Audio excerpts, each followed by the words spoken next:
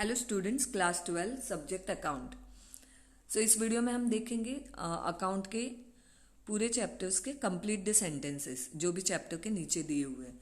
So starting with first chapter, introduction to partnership and partnership final accounts. First one, partner share profit and loss in dash ratio in the absence of partnership deed. से इस तरह से आपको statement रहता है, आपको इसमें complete the sentences में अल्टरनेटिव नहीं दिए हुए। ओके जैसे आपको चूज द करेक्ट अल्टरनेटिव में आपको अल्टरनेटिव रहते तो उसमें से आप सिलेक्ट करते हो।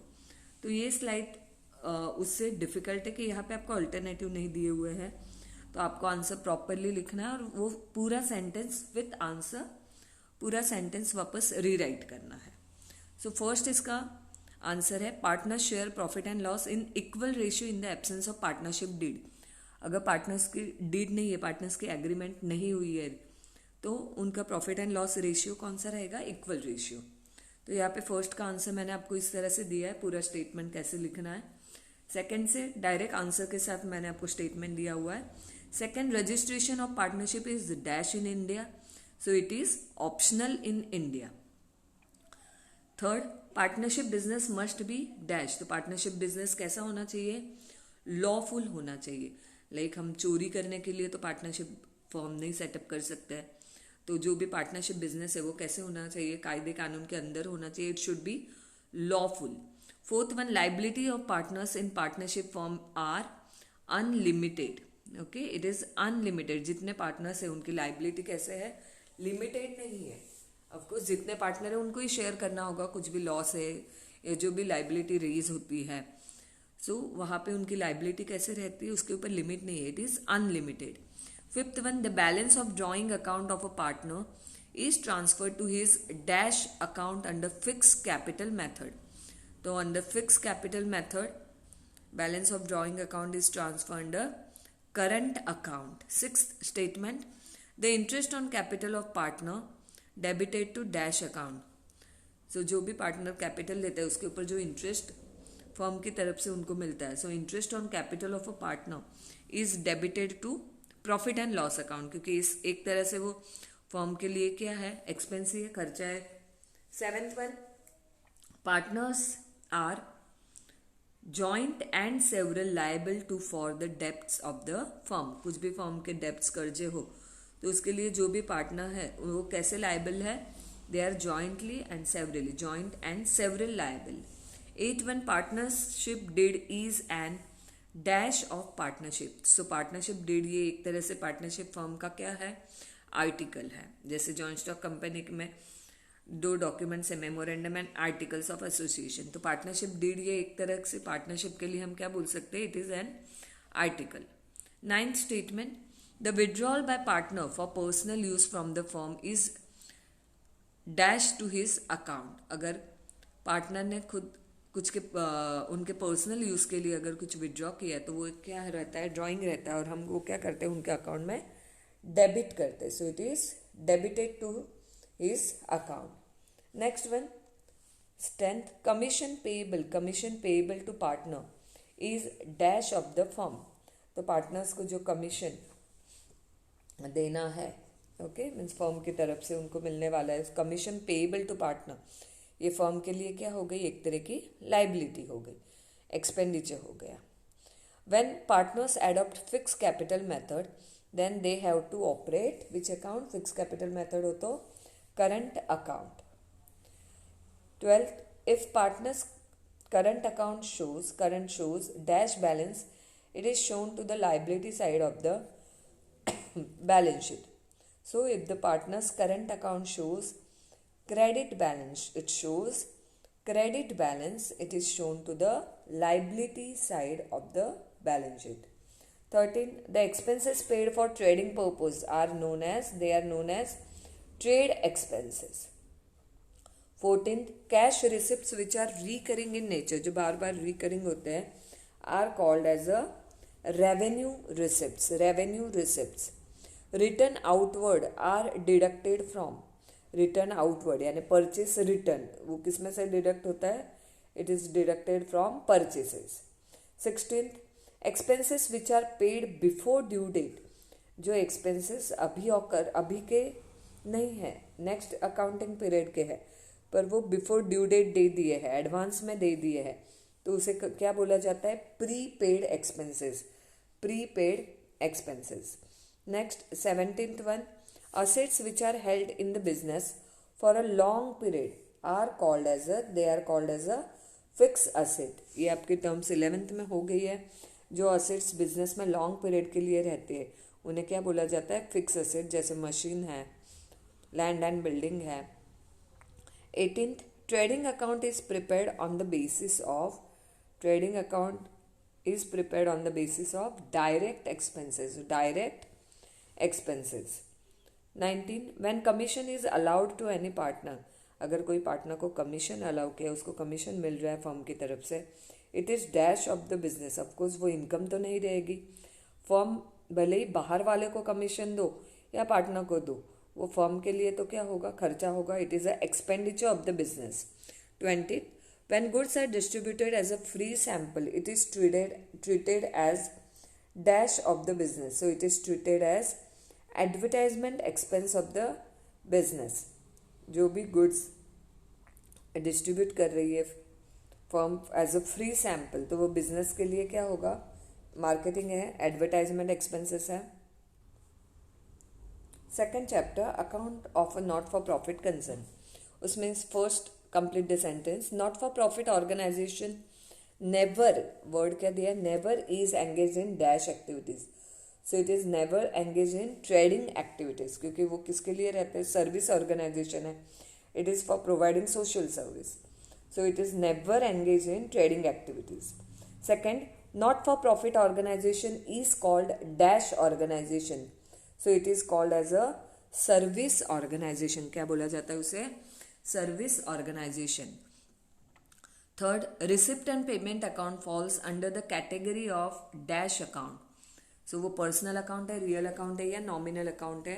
तो रिसिप्ट एंड पेमेंट अकाउंट ये कौन सा आएगा? किस में आएगा? It is a real account. Cash आएगा तो हम रिसिप्ट साइड लिखते हैं, पेमेंट जाएगा तो क्रेडिट साइड लिखते हैं। So it comes under real account. Fourth statement, in receipt and payment account the summary of dash transactions are recorded. तो किसकी समरी रहती है? कैश ट्रांजेक्शन्स की। Fifth one, income and expenditure account is similar to dash account of trading concern. So income and expenditure account, ये हम जो trading concern हम जो बनाते हैं, अगर ट्रेडिंग बिजनेस है तो profit and loss account, trading profit and loss account और बैलेंस शीट बनाते हैं। तो इनकम एंड एक्सपेंडिचर अकाउंट किसके जैसा है? प्रॉफिट एंड लॉस अकाउंट जैसा है। Credit side of receipt and payment account shows dash. तो क्रेडिट साइड क्या रहती है? पेमेंट रहती है। और डेबिट साइड क्या रहती है? रिसिप्ट रहती है। सो क्रेडिट साइड ये क्या है? पेमेंट।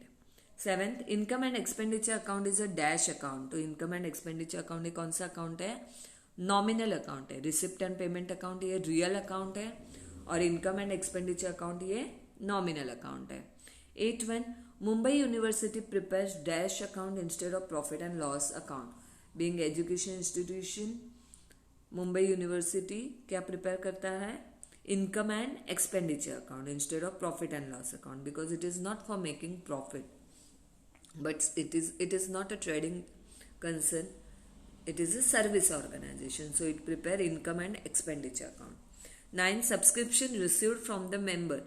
जो भी मेंबर है नॉट फॉर प्रॉफिट कंसर्न में, तो उनके पास से जो सब्सक्रिप्शन मिलता है उसे क्या कंसिडर किया जाता है?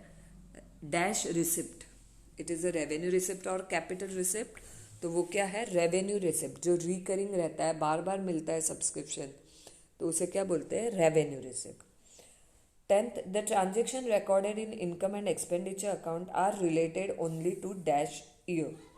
So जो income and expenditure account में transaction लिखे जाते हैं वो कौन से ईयर के रहते हैं? सिर्फ current year.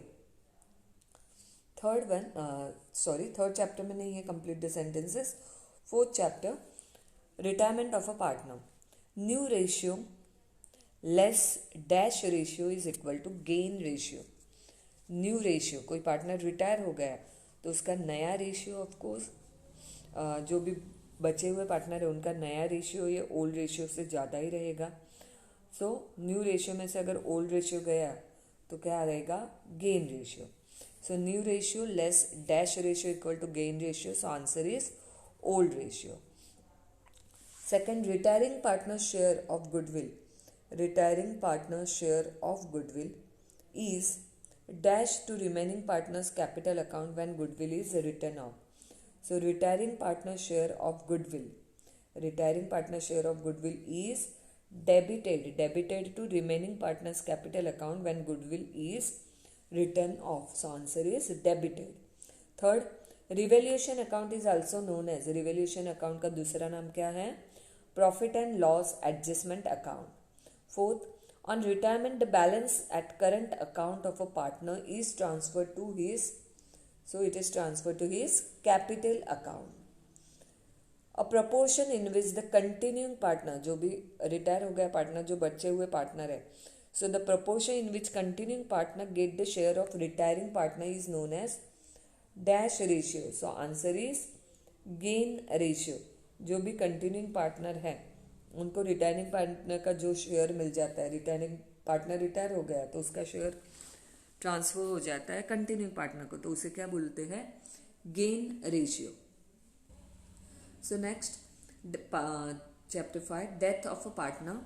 First one, disease partners executives account is shown on the dash side of the balance sheet. So death of a partner में जो भी पार्टनर की डेथ हो गई है तो उसका एग्जीक्यूटिव का जो अकाउंट है वो कहाँ पे दिखाया जाता है?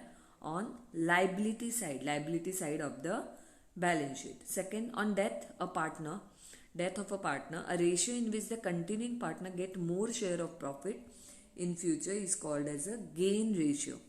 याद रखो student, retirement of a partner और डेथ ऑफ अ पार्टनर, इन दोनों में रिटायरमेंट में भी पार्टनर कम हो रहा है, डेथ में भी पार्टनर कम हो रहा है, तो जो कंटिन्यूइंग पार्टनर है उनका हिस्सा क्या हो जाएगा? बढ़ जाएगा. तो वहाँ पे क्या रहता है? गेन रेशियो रहता है. और एडमिशन में क्या है? नया पार्टनर आ रहा है तो वहाँ पे क्या रहता है? सेक्रीफाइस रेशियो रहता है. Third one, deceased partner share of profit up to the death is shown on dash side of the balance sheet. So deceased partner share of profit up to the death वो कहाँ दिखाया जाता है? Asset side of the balance sheet. Fourth one, gain ratio upon benefit ratio is equal to new ratio minus old ratio. Gain ratio और हम बोल सकते हैं या फिर benefit ratio. So gain ratio और benefit ratio equal to new ratio minus old ratio. Next fifth one, when goodwill is raised at its full value and it is written off, dash account is to be credited. So when goodwill is raised at its full value and it is written off, goodwill account is to be credited. Chapter 7, bills of exchange. उसमें से first statement, making payment of bill before the due date of maturity date से पहले ही, जो भी due date है उससे पहले ही अगर बिल का पेमेंट कर दिया उसे क्या बोलते हैं? Retirement of a bill. Second, person whose liabilities are more than his asset and is not in a position to pay off his liabilities. अगर कोई पर्सन की लाइबिलिटी ज़्यादा है यानी कर्जा जाता है उसके असेट से ज़्यादा और वो लाइबिलिटी देने के पोजीशन में नहीं है तो उसे क्या बोला जाता है? सॉल्वेंट पर्सन या इंसॉल्वेंट पर्सन. सो उसे क्या बोला जाता है? Insolvent person. सो स्टूडेंट आपको करेक्ट आंसर के लिए करेक्ट आंसर के साथ पूरा स्टेटमेंट वापस लिखना है. Like person whose liabilities are more than his asset and is not in a position to pay off his liabilities is insolvent person. Third one, amount that cannot be paid by acceptor on account of insolvency is known as, अगर जिसने भी bill accept किया है वो insolvent हो गया और वो नहीं पे कर सकता है बिल का पैसा, तो उसे क्या बोला जाता है? डेफिशिएंसी. उस अमाउंट को क्या बोला जाता है? Deficiency. Amount that can't be paid by acceptor on account of insolvency is known as deficiency. Next one, a bill of exchange is payable after certain period is known as after date of bill. A bill exchange payable after certain period उसे क्या बोलते हैं? after date bill. Fifth one, a bill which is drawn and accepted with valuable consideration is known as trade bill, which is drawn and accepted with valuable consideration, is known as trade bill. Sixth statement, a person who draws the bill of exchange is known as, जो bill of exchange draw करता है उसे क्या बोलते हैं? Drawer. Seventh one, a bill whose due date is calculated from the date of acceptance is known as after sight bill. After sight bill. 8. Recording the fact of dishonor bill is known as a noting. और उसके जो charges हो जाते हैं उसे क्या बोलते हैं? Noting charges. When drawee accept the bill payable at a particular place only, कोई एक उसके ऊपर जो भी ड्रॉई बिल एक्सेप्ट करता है तो उस पर कोई पर्टिकुलर प्लेस अगर लिखी है, इट इज़ नोन एज, उसे क्या बोलते हैं? Qualified acceptance as to place. Qualified acceptance as to place. 10th one, fees charged by the bank for collection of a bill on behalf of holder. Fees charged by the bank for collection of a bill on behalf of holder is known as bank charges. जो भी bank fees charge करते हैं for collection of a bill on behalf of holder उसे क्या बोलते हैं? Bank charges. Bank charges. And last chapter जिसमें complete the sentences question है, that is company accounts and issue of shares. First one, when face value of the share is ₹100. अगर share की face value है 100 and issued price है 120, then it is said that shares are issued at dash. 100 का share है और 120 में issue किया है तो उसे क्या बोलते हैं? whether it is issued at par, premium और discount, so answer is at premium. Okay. और 100 का शेयर अगर 80 में इशू प्राइस है तो उसे बोलते हैं डिस्काउंट, और 100 का शेयर इशू प्राइस 100 ही है तो उसे बोलते हैं issued at par. Second, authorise capital is the dash capital is the capital which a company is authorized to issued by its memorandum of association. तो उसे क्या बोलते हैं? ऑथोराइज कैपिटल या नॉमिनल कैपिटल, यानी मैक्सिमम कैपिटल जो company raise कर सकती है. अथॉरिटी दी है बाय मेमोरेंडम दैट कंपनी इतना ही मैक्सिमम शेयर इशू कर सकती है तो उसे बोलते हैं authorise capital. Difference between called up capital and paid up capital is known as, so answer is known as calls in arrear. Company ने इतना कॉल किया और सपोज 10,000 कॉल किया और पेड अप कैपिटल कितना मिला कंपनी को? सिर्फ 9,000 मिला. तो जो 1,000 नहीं मिला है उसे क्या बोलेंगे? Calls in arrears. Fourth, dash share holders get fix rate of dividend. तो फिक्स रेट ऑफ डिविडेंड किसे मिलता है? प्रेफरेंस शेयर होल्डर्स को. ओके. और जो इक्विटी शेयर्स है उन्हें क्या मिलता है? Fluctuating rate of dividend. Fifth one, dash share holders are the real owners of the company. So equity shareholders are real owners of the company. Next, sixth one, dash form of business organization in which capital is raised through the issue of shares. So share issue करके किसमें capital raise किया जा सकता है? joint stock company. So answer is joint stock company form of business organization in which capital is raised through the issue of shares. Seventh, dash capital is the part of issued capital which is subscribed by the public. So answer is subscribed capital. C, एक तो authorise capital रहता है, maximum कितना issue कर सकती है company उतना पूरा एक टाइम में इशू नहीं भी करती है. तो जितना कंपनी इशू करती है उतना ही उस इन्वेस्टर उतना सबके लिए एप्लीकेशन आ सकता है कंपनी को, ऐसा भी ज़रूरी नहीं है. तो कंपनी ने इशू किए 20,000 share, okay, may be 2 lakh rupees के, और कंपनी को एप्लीकेशन मिला है सिर्फ 18,000 शेयर के लिए. ओके, 1,80,000 के लिए. तो इश्यूड कैपिटल हो गया 2 लाख. ओके. और कंपनी का सब्सक्राइब कैपिटल कितना हो गया? 1,80,000. So subscribe capital is the part of issued capital which is subscribe by the public. 8. When the part of authorized capital which is not issued to public is known as dash capital. So answer is known as unissued capital. Authorized capital यानी maximum limit है, पर company ऐसा जरूरी नहीं है कि पूरा का पूरा इशू करेगी. तो जो इशू करती है उसे बोलते हैं इशूड कैपिटल, जो नहीं इशू किया उसे क्या बोला जाता है? Unissued capital. So thank you student. इस वीडियो में हमने पूरे चैप्टर के कंप्लीट द सेंटेंसेस से क्वेश्चन देखा.